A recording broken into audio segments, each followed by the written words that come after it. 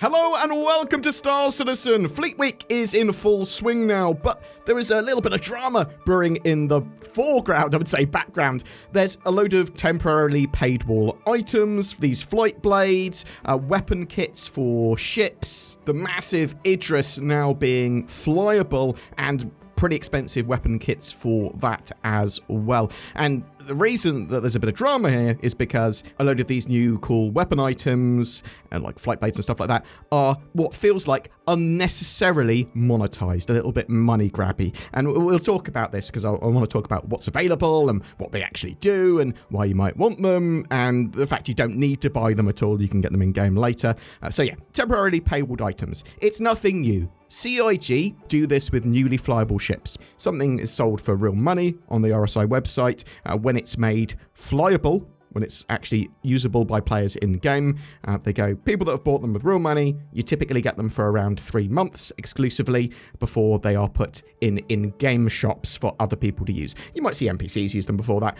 Obviously, players will be able to share them and that sort of stuff before that as well. However, just like when CIG has sold land claims in the past, it's not a good look for certain items. It's sort of, they stretch out what they monetize and then it looks a bit more predatory. It looks a bit more unnecessary and a bit more money grabby. CIG have been selling armor, skins and gear kits like FPS gear and ship skins for a while as part of this sort of monthly patch releases. Oh, there's this new set of cool armor that you can get from Wicklow or whatever, or because of the new patch, whatever, you can earn this stuff in game, but you can also potentially buy a cool patch bundle with like a ship skin, a new weapon that's been released with a cool skin on it, and cool new FPS armor with skins and that sort of stuff. And you've got this with 4.1.1 and Fleet Week. You've got a skin for the Vanguard, the Vault Quartz SMG, and FPS armor with cool skins. There are 3 different sets.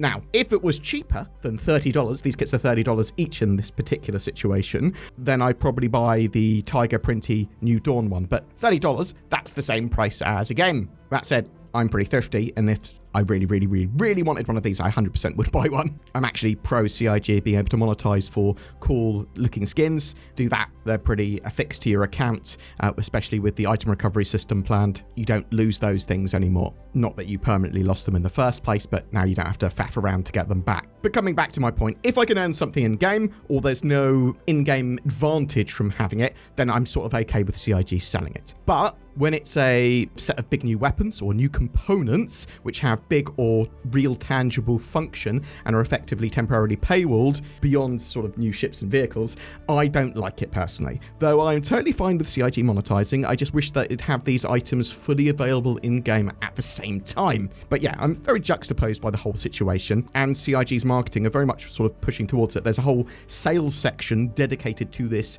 for Fleet Week on the vehicle mods tab. So let's talk about flight blades. Flight blades are on sale for real money. This is the first time they've been in game. This is a step towards having AI blades and other blades, which are modules that you attach to certain ships that give them additional functions. It might be something quite minor, but in the future you might have something like that allows you to automatically fire countermeasures or allows manned turrets to automatically shoot stuff like that. So these flight blades that you can buy with real money on the RSI website, and they're the only way to get them at the moment, come bundled with a Nightbreak grey skin with red accents, as well as some Invictus Week clothing for your character. So you get a skin for a particular ship, and you get the flight blades for the particular ship. And actually, the skins and gear, yeah, they're pretty cool. I quite like this sort of stuff. But the blades are not available to buy in in-game shops until later in summer. Assumedly, that's around 3 months' time,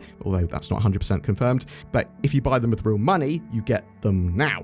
That said, it's genuinely not that big a deal. I just recommend you grab them in-game when they are available. There are 2 types of flight blade, and you get them both with these bundles. The PHBs, which give you better agility from your thrusters, and the TSBs, which give you greater max forward thrust, greater speed, basically. They're relatively minor tuning items at this stage. But I suppose with engineering coming in the not too distant future, they wanted to have all these things physicalized and went, actually, let's have a physical component for these blades. And bam, this is the first one we've got for that. Blades are only available, well, the float blades are only available for certain ships currently. The Argo MPUV, and you can get the bundle there from $8.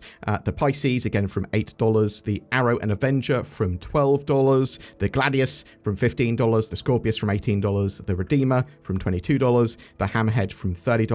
And you can also buy them bundled with a ship. And as I said, each of those bundles, they do also come with a cool skin and that sort of Invictus clothing. It's the kind of idea here being that you're buying this bundle of stuff that's Invictus exclusive, at least temporarily. They're not selling the blades individually. I'm very interested to know what you think about that in the comments below. Please be civil.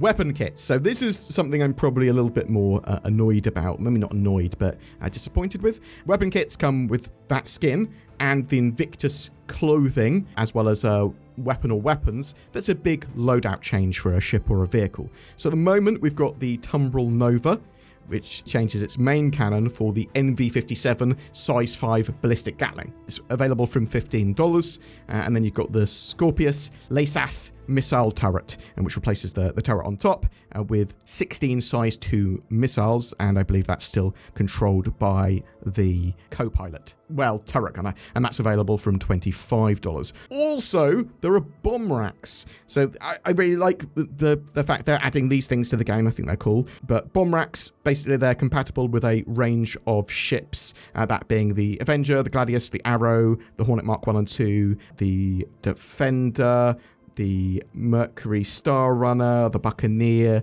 the Talon, the Freelancer, the Reliant, and the Mantis currently. It's just those. But you can buy these in multiples of 2 from $17, but also you get a bit of a discount if you buy them as a bundle of 4 or a bundle of 6. Yeah, they change out your missile mounts for bomb mounts, but that's something I just go make them available in-game, and just in-game, don't charge real money for them. Getting loads of my opinion in this video, but you don't have to agree with me, and feel free to explain in the comments why you think I'm right or wrong, and I will totally respect your point of view for the most part. I might not, but hopefully I will. So, the Idris, the big ones. So there are Idris weapon kits as well. Both the Idris M and P, that giant frigate, is now flyable in-game. If you've got one with real money, you can fly it. Whether it's the Idris P, the Idris Peacekeeper, that's going to be most relevant to most players because the M, the military version with railgun, is super rare. So the Idris was being sold in normal waves, like they normally do 3 waves. I believe all the 3 waves have passed for the Idris sales this time around. However, there's also the Chairman's Club waves that are being sold, which go on for a bit longer. Chairman's Clubs are also known as Concierge. If you spent at least $1,000 on Star Citizen or a golden ticket holder, you're going to find it easier to be able to buy some of these capital ships. These waves were selling out within seconds. I believe, actually, this is a good thing to mention as well. Emperators, voluntary RSI subscribers that are the Emperator level, they will be able to try the Idris for free for a limited period as part of the Emperator rewards as well. But I think CIG are going to allocate those test drive Idrises after Fleet Week, just because of the amount of capital ships that people are now flying around. Anyway, those weapon kits for the Idris, though. So the Idris P, the Idris Peacekeeper, does not have a giant weapon on its spinal mount. It's sort of big nose gun. So a lot of people are going to want to get these weapon kits if they've already invested like $1,900 in getting one of these Idris capital ships. That's the current price of the Idris, though it used to be a lot cheaper than that. So there's the K kit, which is the laser-loaded kit, available from $250. The Idris K kit offers a Hurston Dynamics Exodus laser chin weapon, an enhanced size 7 missile launcher nose turret, 5 additional PDCs, and a unique paint job. So yeah, a big bundle of gear that is going to make that Idris significantly more deadly. I would expect that laser to burn pretty hot and to use a lot of power in the future as well. Engineering gameplay with this sort of stuff is going to be really interesting, right? There's also the newly announced T kit, so available from $350. This is the torpedo loaded kit. The T kit offers a torpedo launcher as its main chin weapon, enhanced size 7 ballistic cannon nose turret, and an additional 5 PDCs and a unique paint job. I also think this is size 12 torpedoes, so it's got 4 torpedo tubes there. And I love the fact this is all going to be available in game at some point. Hopefully you'll be able to buy the Idris in game in about 3 months. That's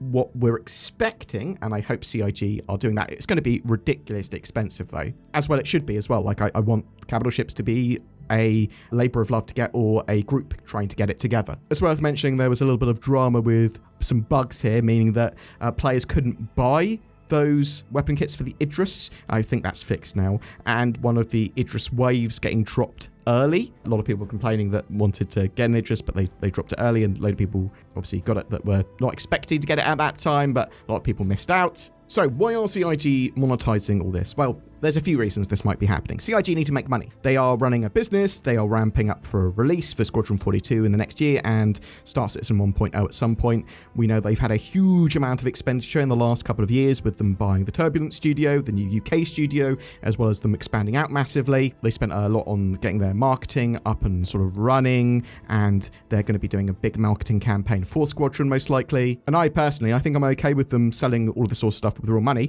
I just wish that they'd at the same time allow us to get like the components and stuff, the blades and stuff in game as well. It's hard to argue with this not being successful in terms of a sales and marketing exercise, as CIG have made over $3 million in the last 24 hours. I'm going to put a conspiracy hat on now as well, because I'll talk about this. This could be testing the water as well for more components and AI blades, both in terms of development and monetization, seeing what's appropriate to pursue for in-game in the short term, going, oh yeah, people want these things, cool, let's put more development resources on them. Oh, what actually can we sell? Can we sell AI blades? Can we sell NPC crew? I mean, that's a genuine worry, right? That CIG will be like, yeah, you can get the best blades for real money. You can get these top tier elite crewmen for real money. And that's going towards a level of pay to win dystopia that I probably wouldn't be happy about. It's interesting as well with the sort of PDCs, the point defense systems, because they are effectively what we want AI blades to be, right? Automatically shooting, but AI blades, I suppose, allow you to, or potentially will allow you to make a manned turret auto-fire without having someone in there. This is all not to say that CIG don't go the good end route occasionally with things like the ATLS suit. They released that, and they made it available to buy with real money and buy in-game and in-game shops at the same time when they revealed it, when they made it flyable or rideable. And I really like that. I'm okay with the monetizing. I'm just, some stuff feels like it's unnecessary monetization. Like with the land claims, it feels a bit more money grabby. It feels like, I would say nickel and diming you, but these kits can be the same price as a good indie game. Or in the case of an Idris weapons kit, the price of a new monitor. Oh, you want another conspiracy hat on moment? Maybe a lot of this stuff is to get articles written about Star Citizen. Maybe they do stuff like this. So it's a relatively minor thing, but 3 dozen gaming sites are going to write articles about how this is excessive monetization. Thousands of YouTube channels will probably make a video about it, and these channels wouldn't normally cover Star Citizen. Maybe not thousands, well, probably thousands, just lots of minor channels, right? And you may subscribe to the theory that no publicity is bad publicity. CIG can just always say, yeah, we listened, we changed this, and do it differently next time, or release it to be purchasable in-game sooner than they originally wanted. Is it a massive deal? I don't actually think this is a huge deal. It's just, it's potentially going towards a slippery slope. CIG probably are trying to see what they can get away with monetizing, that they're a business after all. Will I lightly complain about it? Yeah. Will I get my pitchfork out about it? Well, it depends on how much it costs me to get the pitchfork weapon kit. Just earn these things in-game would be my advice to a lot of you. Anyone that wants them, play the game to get them. If you're enjoying Star Citizen, if you want to play Star Citizen, then a reason to play is to earn this stuff in-game when it's available. What will the monetization be post 1.0's release? Well, that's another story, and something that we should be concerned about to the degree we should talk about it and make sure CIG know what is appropriate and not appropriate, or help them see that. Because if you told their marketing department that nothing is off the table, you can do pretty much anything that you want, well, they probably will. They'll try and make money any way they can, because if you say, try and make as much money as you can to one of your employees, they'll go, okay. They're going to come up with a load of ideas, some of which might not be appropriate. Anyway, that's it from this video. We've got loads going on with Fleet Week. We'll be looking at the Idris and a load more detail and all that sort of jazz, so check out those videos on my channel. I'd love to know what you think about this whole, I say situation, but the flight blades, the weapon kits, the Idris bundles, that sort of jazz. Did you purchase a load of stuff during Fleet Week so far? Are you trying to get yourself an Idris but have been unable to? Have you purchased one you're like, yeah, are you going to be earning this stuff all in-game? What have your thoughts or questions? Chuck it in the comments below. And, well, what's that? You want to get yourself some NordVPN? Well, that's available from the links below, but also go to nordvpn.com/BoredGamer. Also, Tobii eye trackers are also on sale. Links down below to that. You want yourself some sort of high-precision head and eye tracking for Star Citizen and a load of other games? Well, get yourself Tobii eye tracker, natively supported. Oh, it's so good. I have one. I'll use it, he says, not having set it up for Fleet Week, but I will. And you can too. Links below to all that sort of good stuff. May is about fleets, lots of dogfighting, flying with friends, and once again we've partnered with the Lunar Wolves, a Star Citizen organisation looking for recruits. Maybe you might be an appropriate fit. You can check the recruitment page for them down below. But we're giving away a fleet of ships. Commenting on any of my videos during the month of May gets lots of different lucky winners. The chance to win a Constellation Andromeda, a F7C Super Hornet Mark II, a Redeemer, and a Cutlass Black. Each winner will win one of those, courtesy of the Lunar Wolves. But wait, there is more. The Lunar Wolves are also giving away an RSI Polaris with lifetime insurance to one of their new recruits. Winners of that particular ship will be selected randomly from eligible org signups, but the rest of those ships, they're given away on my channel entirely, so you just need to comment on any of my videos to be in for a chance of winning. Lunar Wolves welcome all who share their passion for adventure and love of Star Citizen, and you can find out more about them on the lunarwolves.org webpage as well. If you would like to further support the channel, please don't forget to like, share, subscribe, comment, all that sort of good stuff. We've got join buttons under videos that help support the channel as well. You get some exclusive videos that are going out now. They've got Patreon, which basically does the same. We make daily Star Citizen content here, and that's partly due to the people that go the extra mile and help out the channel. I hope you have a fantastic May, a fantastic Fleet Week, and a great Star Citizen Alpha 4.1.1 experience.